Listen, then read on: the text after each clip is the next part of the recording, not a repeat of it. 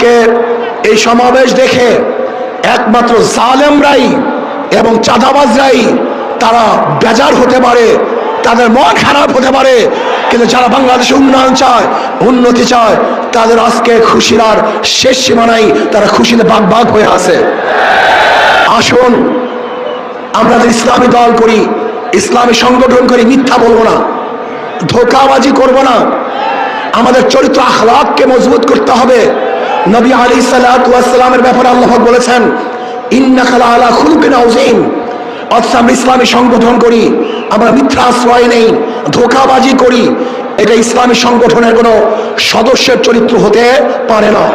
যা বলবো স্পষ্ট বলবো, যা কিছু করবে স্পষ্ট বলবো, কোনো অবস্থায় মিথ্যা বলবো না। যদি আমরাও মিথ্যা বলি তাহলে আমাদের উপরে মানুষ আস্থা হারিয়ে ফেলবে, আমাদের কথাও মানুষ বিশ্বাস করবে না। আসুন আগামী নির্বাচনে ঐক্যবদ্ধভাবে নির্বাচন করবে ইনশাআল্লাহ। আমি আগেই বলে দিয়েছিলাম, যদি আমরা মুনাফিকি না করি, আমাদের কলিজা আমাদের কলব যদি ঠিক থাকে, আগামী ইসলাম হুকুমাত হবেই হবে ইনশাআল্লাহ। লিখে রাখতে পারেন, লিখে